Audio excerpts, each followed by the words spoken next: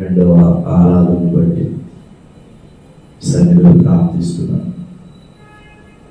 మా ప్రయాస వ్యర్థముగా వెళ్ళదని విశ్వసిస్తున్నాను. దేవా, మీరెంతైనా నమ్మదగిన దేవుడు, కృపను గ్రహించమని వేడుకుంటున్నాను. మా ప్రయాస వ్యర్థంగా వెళ్ళదు. మీ సన్నిధిలో మొదలుపెడుతున్నాను.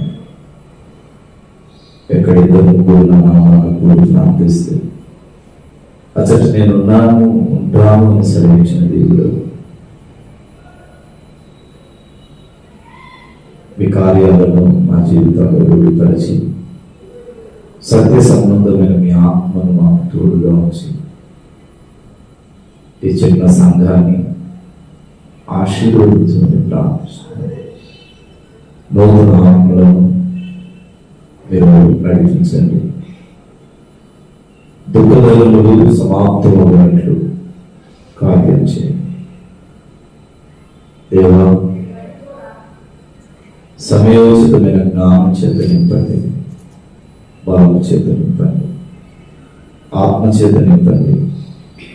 నేడు క్రీస్తు లేచెను నమ్ముతున్నాను. పునరుద్ధానమును నేనే, జీవనము నేనే అని సెలవించాను. పునరుద్ధానపు శక్తి మమ్మల్ని కమ్ముకున్నట్లు చూపండి. ప్రతి విషయమందు మీ ఆత్మకార్యాలు మా జీవితంలో జరిగించి మీరే మహిమనుకున్నాను.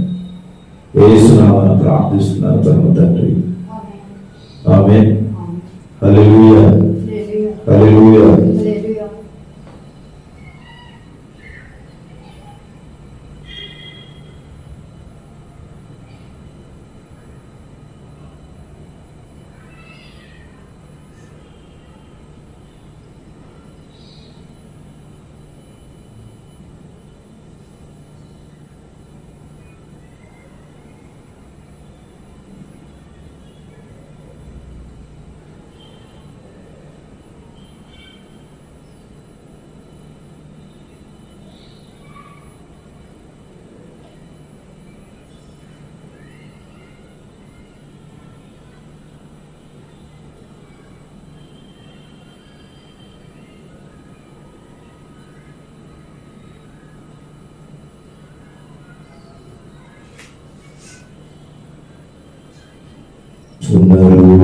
పునరుద్ధానుడనా యేసయ్యా, మరణము గెలిచి బ్రతికించితివి నన్ను. స్తుతి పాడుచు నిన్నే గణపరచుచు ఆరాధించెదనిలో జీవించుచు. స్తుతి పాడుచు నిన్నే గణపరచుచు ఆరాధించెదనిలో జీవించుచు. ఈ కృప చేతనే నాకు నీ రక్షణ భాగ్యము కలిగిందని. నీ కృప చేతనే నాకు నీ రక్షణ భాగ్యము కలిగిందని. ప్రాణమా కాలిపోగే ఉన్నంతకాలం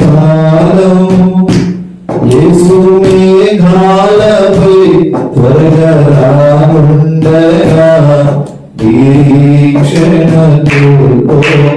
నా ప్రాణమా. స్తుతి పాడుచు నిన్నే గణపరచుచు ఆరాధించెదనిలో జీవించుచు. స్తుతి పాడుచు నిన్నే గణపరచుచు ఆరాధించెదనిలో జీవించుచు. కొందన్నడు పెళ్ళని తెలియని మార్గము నాకు ఎదురాయే. ఏ ముందెన్నడు పెళ్ళని తెలియని మార్గము నాకు ఎదురాయనే. సాగిపో నీ సన్నిధి తోడుగా వచ్చుననినా, నీ వాగ్దానమే నన్ను బలపరచెనే, నీ వాగ్దానమే నన్ను బలపరచెనే. పరిశుద్ధాత్ముడు నీ ద్వారా నడిపించెను. స్తుతి పాడుచు పరచుచు ఆరాధించువని అయ్యా. స్తుతి పాడుచు నిన్నే బలపరచుచు ఆరాధించెదనిలో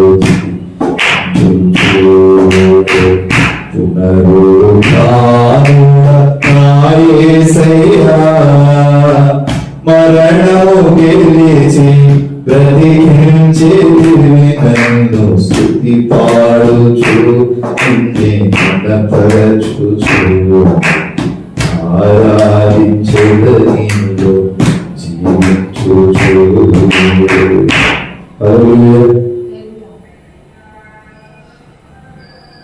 దేవుని వాక్యాన్ని మనం ధ్యానం చేద్దాం. పరిశుద్ధ బైబిల్ గ్రంథంలో పునరుద్ధానము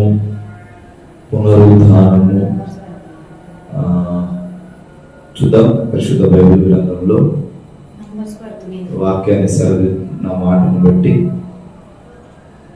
యోహాను సువార్త 11వ అధ్యాయం 25వ వాక్యాన్ని మనం జ్ఞాపకం చేసుకుందాం. యోహాను సువార్త 11:25.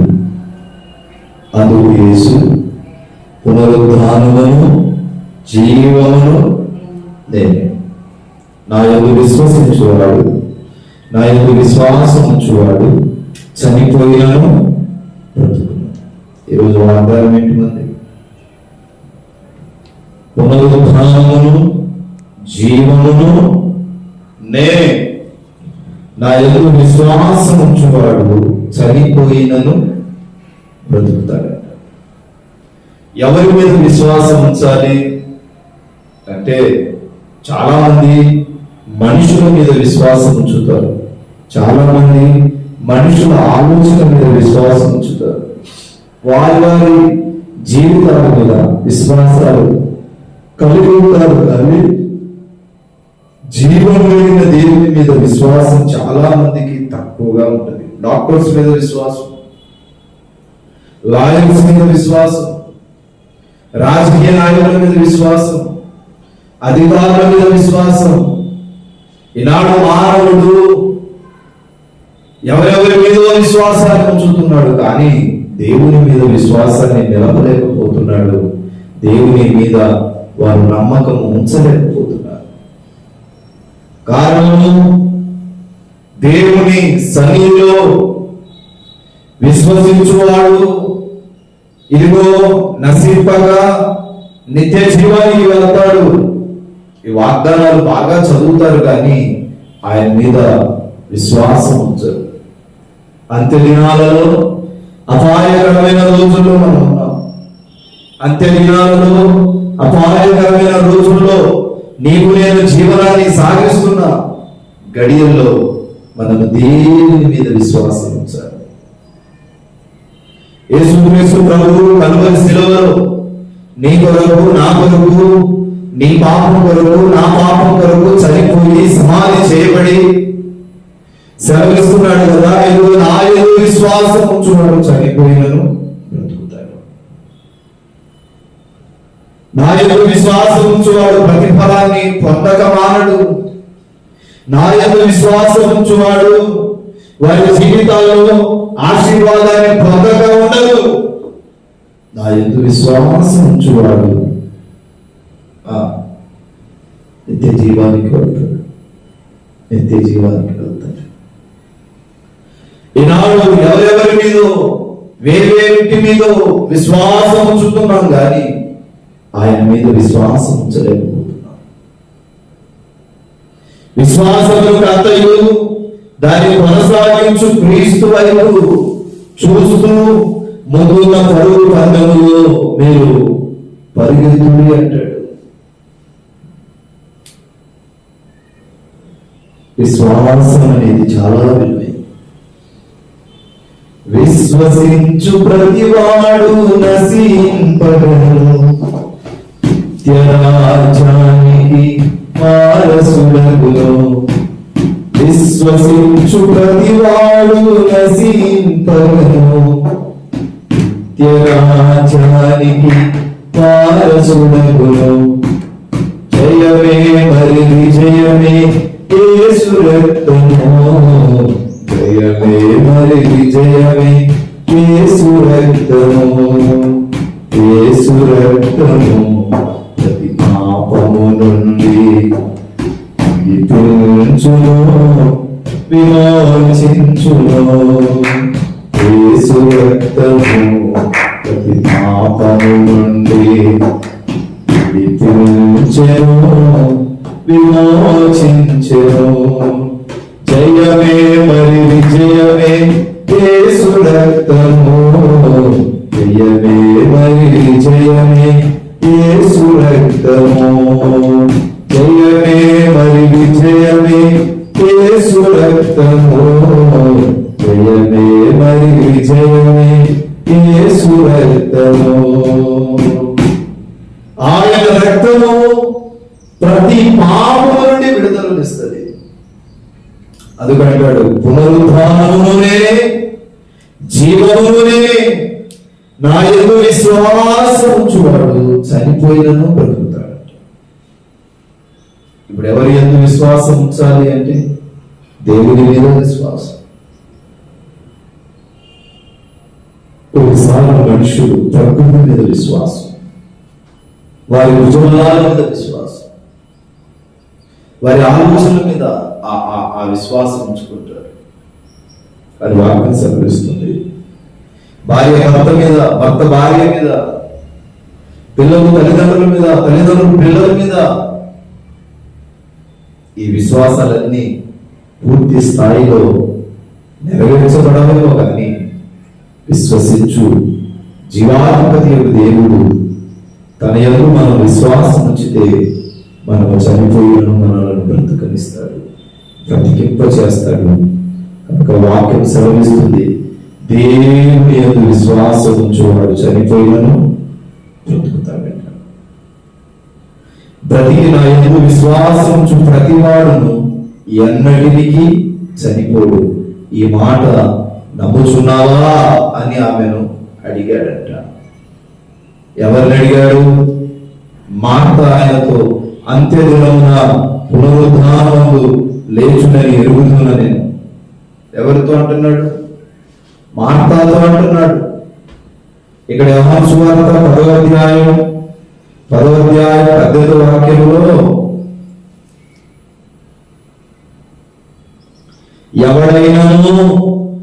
ఎవడైనను నా ప్రాణము తీసుకొనడు, నా అంతట నేనే దాన్ని పెట్టుచున్నాను, దాన్ని పెట్టుటకును నాకు అధికారం కలదు, దాన్ని తిరిగి తీసుకోవటమును నాకు అధికారం కలదు, నా తండ్రి వలన ఈ ఆజ్ఞను పొందితినని.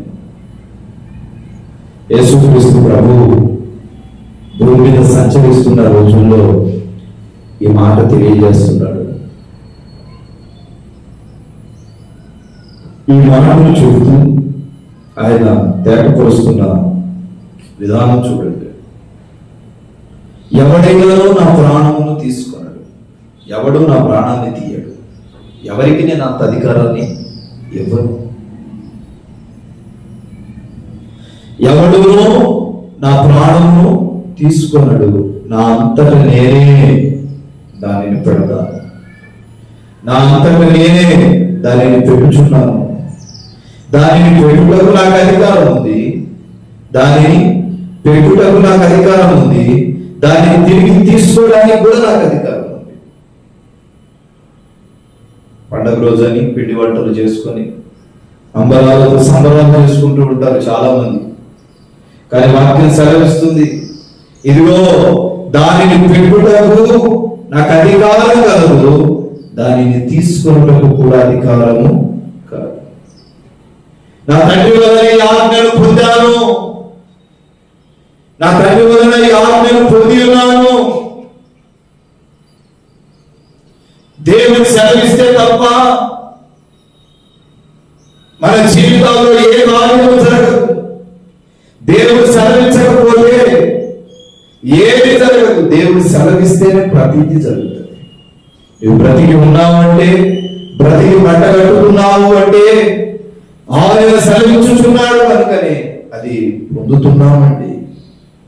అందుకే ఇక్కడ అంటాడు, ఎవరు నా ప్రాణములు తీసుకోడు, ఎవరికి నేను అంత అధికారాన్ని ఇవ్వను, నా అంతటి నేనే దాన్ని పెడుచున్నాను. దానిని పెట్టుటకును నాకు అధికారం కలదు, దానిని తిరిగి తీసుకోవడానికి కూడా నాకు అధికారం కలదు. నేను ప్రాణం పెడతాను, తిరిగి ఆ ప్రాణాన్ని పొందుతాను, నాకు అధికారం ఉంది. కానీ మనకుందా అంటే మనకు లేదనే చెప్పాలి. అధికారము కలిగిన దేవుడు నా తండ్రి వల్ల నేను ఈ ఆజ్ఞను పొందానంటాడు. నా తండ్రి ప్రేమించకపోతే, నా తండ్రి నన్ను నిలబెట్టకపోతే నేను నిలబడలేనంటాడు. ఆయన సెలవీయకపోతే నేను ఏది చేయలేనంటాడు. ఆయన సెలవుతోనే నా జీవితం నింపబడుతుంది అంటాడు. కొన్నిసార్లు మన జీవితాల్లో ఎన్నో చీకటిపరమైన కోణాలలో మనం ప్రయాణం చేస్తూ ఉంటాము. పిల్లరా, వాక్యం సెలవిస్తుంది మన జీవితాలు కట్టబడాలి అంటే మనం దేవునికి లోబడి ఉండాలి, దేవునికి భయపడి ఉండాలి. చూడండి, ఇంకో మాట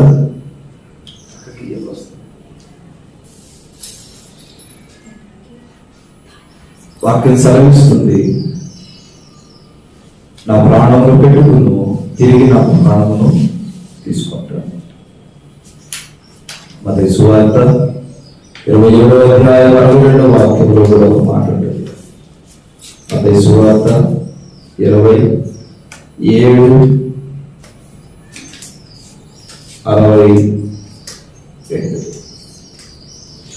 మరునాడు అనగా సిద్ధపరచు దినమునకు మరుసటి దినమునకు ప్రధాన యాజకులను పరిసయ్యులను పిలాతు వద్దకు కూడి వచ్చి,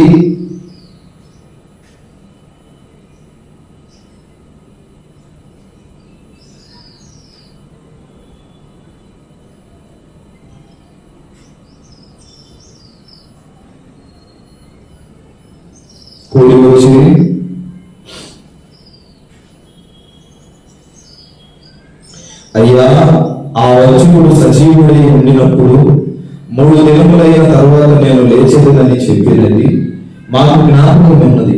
కాబట్టి 3వ దినం వరకు సమాధిని భద్రము చేయ ఆజ్ఞాపించు.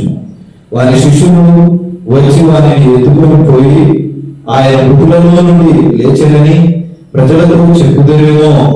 అప్పుడు మొదట వంచన కంటే కడపటి వంచన మరీ చెడ్డదై ఉండునని చెప్పి, అందుకు పిలాతు, కావలి వారు ఉన్నారు కదా, మీరు వెళ్ళి మీ చేతనైనంత మట్టుకు సమాధిని భద్రం చేయాలని వారితో చెప్పారు. వారు వెళ్ళి కావలి వారిని కూడా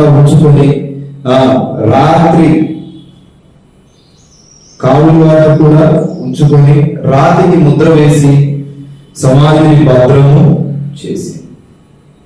66వ వచనంలో మీరు చూస్తే, వారు వెళ్ళి ఆ యొక్క సమాధిని భద్రం చేశారు, కానీ ఆ సమాధి గోడలను చీల్చి ఆ బండలు తొలగించి ఆయన పునరుద్ధానుడై లేచాడు. చూడండి, మగ్దలేని మరియా, ఇంకొక మరియా అక్కడనే సమాధికి ఎదురుగా కూర్చొని ఉండటం మనం ఇక్కడ చూస్తాం. అయితే యేసుక్రీస్తు ప్రభువును సమాధిలో పెట్టిన తర్వాత మరుసటి దినం మరలా ఈ యొక్క ప్రధాన యాజకుడు పరిసయ్యులు పిలాతు దగ్గరికి వెళ్ళి పిలాతుతో అంటారు కదా, రాజా ఇదిగో ఆ వంచకుడు సజీవుడై భూమి మీద ఉన్నప్పుడు చెప్పాడు, నా ప్రాణమును నేను పెట్టుదును, తిరిగి మరలా నా ప్రాణాన్ని నేను తీసుకుంటానని చెప్పాడు. ఆ సజీవుడు ఆయన మృతుడై ఆయన బ్రతికి ఉన్నప్పుడే మాట చెప్పాడు కనుక, బ్రతికి ఉన్నప్పుడు ఆయన మాటను పలికాడు కనుక, ఇదిగో మీరైతే ఆ సైనికులను పంపించి మరి కొంచెం గట్టిగా ఆ సమాధిని భద్రం చేయమని చెప్పండి అని ఈ ప్రధాన యాజకులు ఈ యొక్క పరిసయ్యులు ఆ పిలాతుతో చెప్పినప్పుడు పిలాతు అంటాడు కదా, ఆ వంచకుడు సజీవుడై ఉన్నప్పుడు 3 దినముల తర్వాత నేను లేస్తానని చెప్పాడు అని చెప్పడమే కాక, ఈ 3 దినముల వరకు సమాధిని భద్రముగా ఆజ్ఞాపించుము, వారి శిష్యులు వచ్చి వారిని ఎత్తుకొని పోయి ఆయన మృతులలో నుండి లేచనని ప్రజలతో చెప్పుదురేమో. ఎంత భయం చూడండి వాళ్ళకి, పరిసయ్యులకి. ఒకవేళ ఆయన లేస్తే ఈ యొక్క శిష్యులు పోయి ఆయన లేపి ఆయన మృతులలో నుండి లేచాడు అని చెప్పుకుంటారేమో.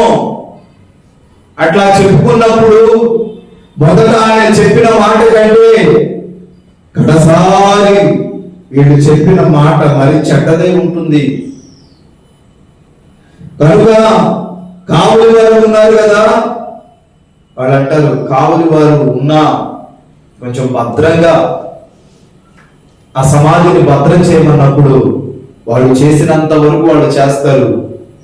సరే, కావలి వారితో పాటు మీరు కూడా పోయి మీ చేతని మట్టుకు ఆ సమాధిని భద్రం చేయండి అని వారితో చెప్పినప్పుడు వారు వెళ్ళి కావలి వారిని కూడా ఉంచుకొని రాతికి ముద్ర వేసి సమాధిని భద్రం చేశారు. అయినా సమాధి గోడలు ఆయన్ని బంధించి ఉంచలేదంట.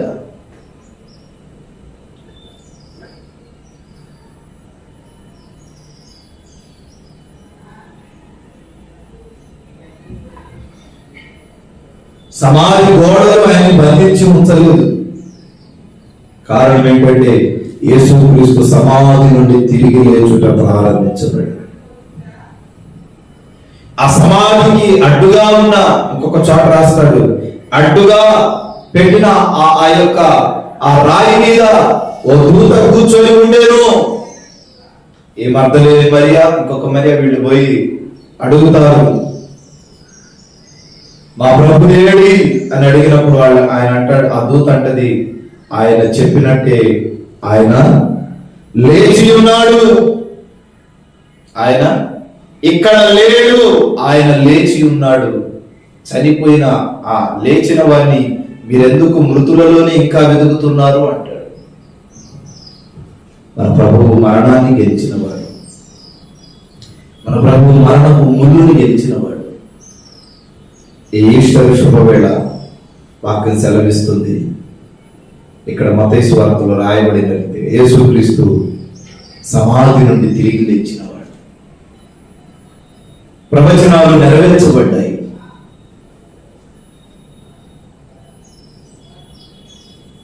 ఈ ప్రవచన వాక్కు నెరవేర్చబడ్డది. యోగు కూడా తన గ్రంథంలో రాస్తాడు, 19వ అధ్యాయం 25వ వాక్యం.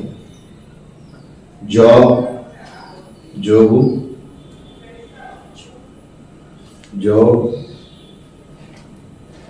chapter 19, 25 words.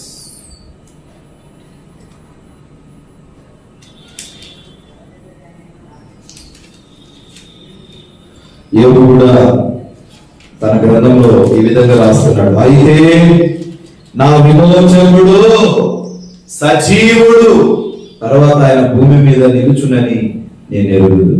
మన దేవుడు ఎవరంట? సజీవుడు.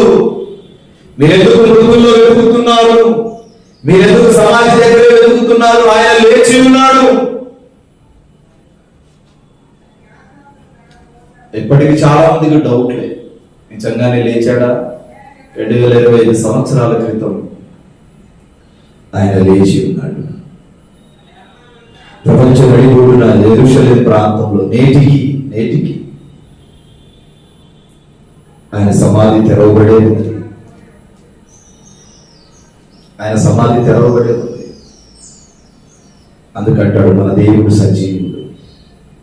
సజీవులే కదా నిన్ను ఆరాధించేది అంటాడు భక్తుడు. సజీవులే కదా నిన్ను గణపరిచేది, సజీవులే కదా నిన్ను కీర్తించేది, సజీవులే కదా నిన్ను మహిమపరిచేది. మరణపు ముళ్ళుని గెలిచిన వాడు, మరణాన్ని గెలిచిన దేవుడు. అపోస్తలుల కార్యం 2వ అధ్యాయం 24వ వాక్యం 7వ వచనం కూడా చదవండి. అంతటా అందరూ విభ్రాంతి నొంది ఆశ్చర్యపడి, ఇదిగో మాట్లాడుచున్న వీరందరూ గలిలయులు కారా అంటాడు. అలాగే 24వ వచనాన్ని కూడా మరణము ఆయనను బంధించి ఉంచుట అసాధ్యము గనుక దేవుడు మరణ వేదనలను తొలగించి ఆయనను లేపాడు. మరణపు వేదనను ఆయన ఏం చేశాడంట? బంధించాడంట,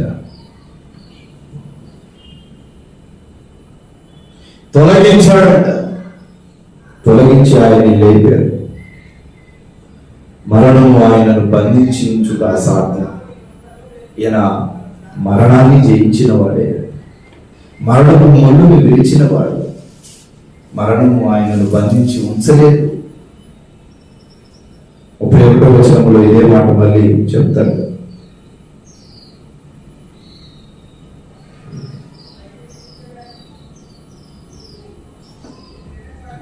క్రీస్తువును శబ్దమునకు అభిషక్తుడు అని అర్థం. క్రీస్తు పాతాళంలో విడవబడలేదని, ఆయన శరీరం కుళ్ళిపోలేదని దావీదు ముందుగా తెలుసుకొని ఆయన పునరుద్ధానమును గురించిన విషయములు చెప్పాను. ఆయన శరీరం కుళ్ళిపోయిందా?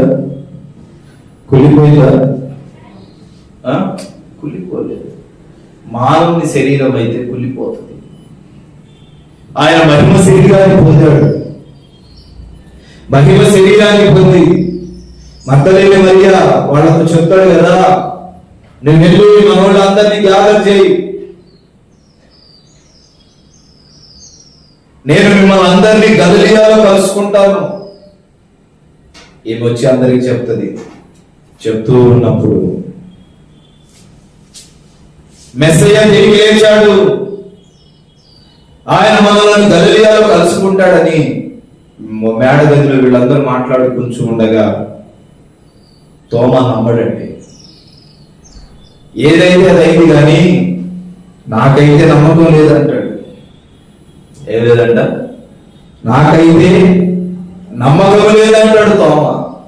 వెంటనే వేసిన తలుపులు వేసినట్టే ఉంటది, మూసిన తలుపులు మూసినట్టే ఉంటది. ఆ తలుపులో నుండి యేసుక్రీస్తు ప్రభువు లోపలికి రావడం చూస్తారు.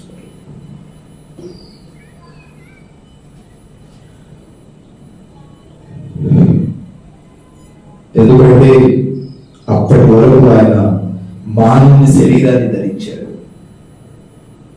ఎప్పుడైతే మరణాన్ని గెలిచాడో మహిమ శరీరాన్ని ధరించాడు. వారందరినీ అక్కడ చూసి తోమాను అడుగుతాడు, తోమా ఇదిగో నన్ను గుర్తుపడలేదా అంటే, నీవు నిజముగా మా మెస్సయ్యమేనా అంటాడు. ఆ మేకులు కొట్టిన ఆ చేతులు చూపించినప్పుడు తోమా గుర్తుపడతాడు. అప్పుడు ప్రభు అంటాడు, తోమా చూసి నమ్మిన వారికంటే చూడకుండా నమ్మిన వాడే గొప్పవాడు. చూసి నమ్మిన వారికంటే చూడకుండా నన్ను విశ్వసించువాడే భాగ్యవంతుడు అంటాడు. నా చేతుల్లో ఉన్న గాయములు చూస్తే తప్ప నీకు నమ్మకం కలగలేదు నా మీద, కానీ చూసి నమ్మిన వారి కంటే చూడకుండా నమ్మిన వాడు ధన్యుడు అంటాడు. వాక్యం సెలవిస్తుంది, వీళ్ళరా రాయబడిన మాటలను బట్టి ఇక్కడ అంటాడు, ఆయన శరీరం కూలిపోలేదని దావీదు ముందుగానే చెప్పాడు. 32వ వచనంలో ఈ యేసును దేవుడే లేకును, దీనికి మేమందరము సాక్షి. మీరందరూ సాక్షులు. మత్తయి సువార్త 28:5వ వచనంలో ఒక మాట ఉంటుంది.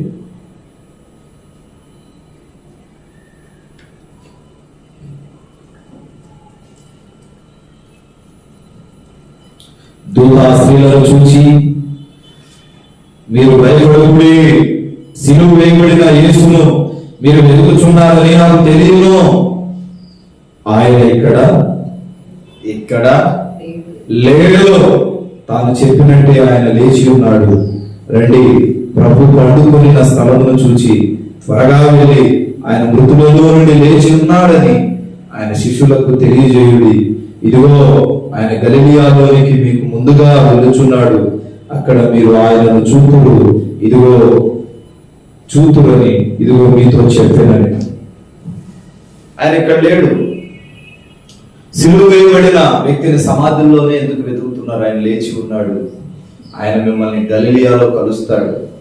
పోయి శిష్యులందరికీ వార్త చెప్పమన్నప్పుడు ఆ వార్త చెప్పేది వాడు వింద మొదట, తర్వాత వినక తప్పలేదు. అప్పుడు వరకు వినలేదు, తర్వాత వినక తప్పలేదు. అందుకంటాడు, యేసు మృతులలో నుండి తిరిగి లేపబడాడు. కొరింథీయులకు రాసిన మొదటి పత్రిక 15:55.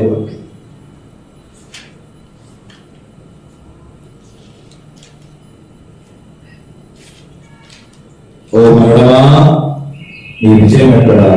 ఓ మరణమా నేను ఎక్కడ? మరణము ముందు పాపమునకు వచ్చు జీతము ధర్మశాస్త్రం. మరణమునకు ముందు పాపమునకున్న బలము ధర్మశాస్త్రం. పాపం వల్ల వచ్చు జీతం. పాపం వల్ల ఏమొస్తుంది అంటే జీతం వస్తుంది. పాపమునకున్న బలం ఏంటంటే అది ధర్మశాస్త్రం. ధర్మశాస్త్రంలో వాళ్ళు తప్పుల మీద తప్పులు చేస్తూనే ఉన్నారు. అయినను మన ప్రభువైన యేసుక్రీస్తు మూలముగా మనకు జయం అనుగ్రహించుచున్న దేవునికి స్తోత్రం. కాగా నా ప్రియ సహోదరులారా, మీ ప్రయాస ప్రభువునందు వ్యర్థం కాదని ఎరిగి స్థిరులను కదలని వారును ప్రభు వాక్యానికి అభివృద్ధి ఎదురు ఎప్పటికీ ఆసక్తులై ఉండిరి అంటాడు. ఎల్లప్పుడూ ఆసక్తులై ఉండు అంటాడు. యేసయ్య మరణపు ముళ్ళును ఇరిచినవాడు. అంత సామాన్య వాళ్ళు కాదు. కుమ్మరి వారి చేతిలో కుమ్మరిలాగా ఉన్నాను, మట్టిలాగా ఉన్నాను, నేను ఇంకా లేపబడనా అనుకొని ఒకవేళ నీవు చింతపడుతున్నావేమో, నీ చింత యావత్ ప్రభు మీద మోపు. ఎందుకంటే ఆయన పరిశుద్ధుడు, మరణపు ముళ్ళును జయించిన వాడు, మరణాన్ని సమాధిని గెలిచిన వాడు, సమాధిలో నుండి తిరిగి లేచిన వాడు. అదే 15:3 వచనం చూడండి. నాకు అప్పగింపబడిన ఉపదేశమును మొదట మీకు అప్పగించేది.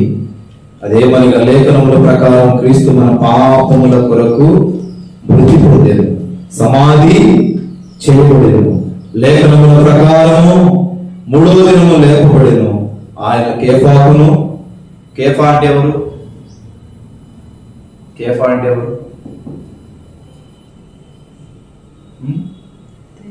కేఫా అంటే పేతురు.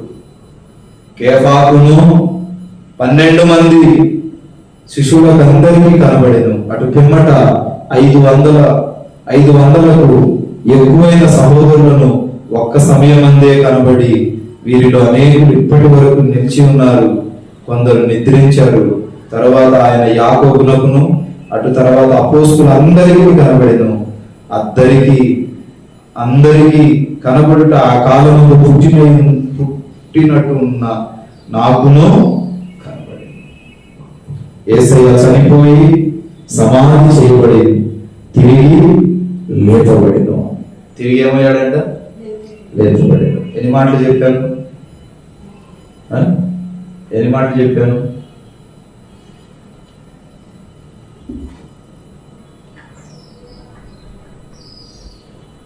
ఎనిమిది మాటలు చెప్పాను. మొదటిది, నా ప్రాణం పెడుతును, తిరిగి దాన్ని తీసుకుంటాను.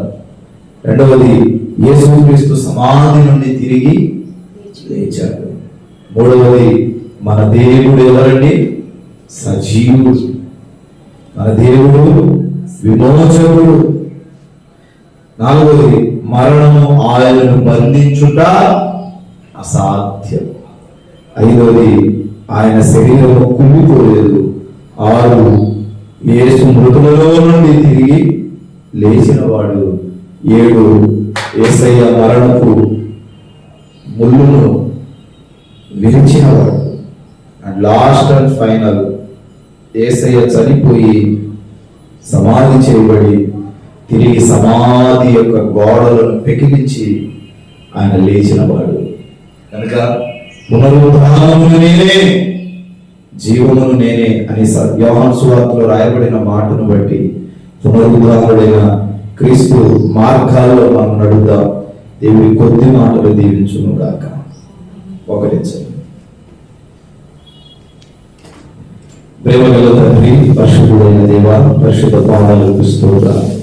సాయంకాలపు వేళ రెండో ఆరాధన బట్టి సన్నిధిలో ప్రార్థిస్తున్నాను. మొదటి ఆరాధన జయకరంగా జరిగించారు, రెండవ ఆరాధన జయకరంగా జరిగించారు. అందరూ బట్టి వందనాలు.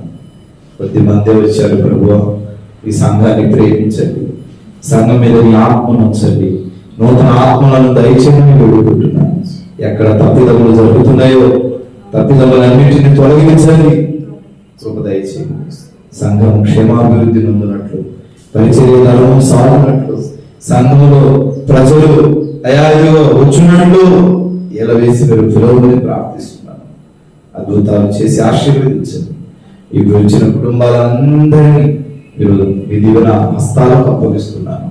వారి తిరిగి వారి గృహాలకు వెళ్తుండగా దాని ప్రయాణాల్లో కృపతోడే ఉంచి పరిశుద్ధపరిచి మీరు చేత మహిమ చేత ఆత్మ చేత అభిషేకం చేత నిధి నడిపించమని, వాళ్ళు వెతుకుతున్న అవతారాలను దీవించమని యేసు నామమున ప్రార్థిస్తున్నాను పరమ తండ్రి. ఆమేన్. హల్లెలూయా, హల్లెలూయా. దేవునికి స్తోత్రం. మీ అందరికీ హృదయపూర్వకమైన వందనాలు తెలియజేస్తున్నాను.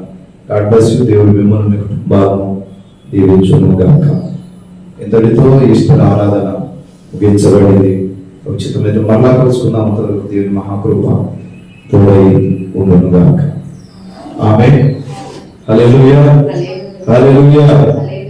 సమయంలో హృదయపూర్వకమైన అర్పణలు ప్రభు సేవకులు వ్యక్తి ప్రార్థన చేసుకుని సెలవు తీసుకుంటాం.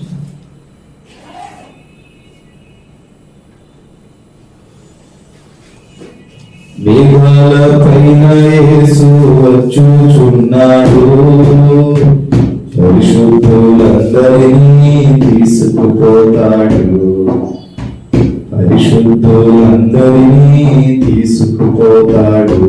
యేసు రాజుగా చూచున్నాడు, ఒక్కమంతా తీసుకుంటాడు.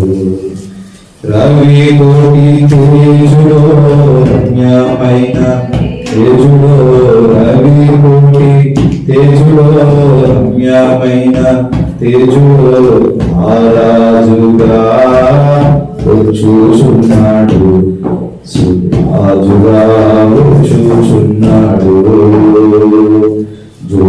లోకమంతా తెలుసుకుంటారు, యేసు రాజుగా చూచున్నాడు. లోకమంతా తెలుసుకుంటారు. ప్రభువా, బిడ్డలు విత్తిన కానుకలను దీవించండి, విత్తిన ప్రతి బిడ్డలను ఆశీర్వదించండి. 30 దంతులుగా 100 దంతులుగా ఆశీర్వాదాలను దయచేయి. 30 దంతులుగా 60 దంతులుగా 100 దంతులుగా వారి చేతుల కష్టార్జితాలను దీవించండి. ఎన్నో కష్టాల్లో ఉన్నను నీ సన్నిధిలో వారి బిడ్డలు విప్పారు. విప్పిన ప్రతి బిడ్డలను నీ ఆత్మ నుంచి దీవించమని, తిరిగి వారి గృహాలకు వెళ్తున్నారు.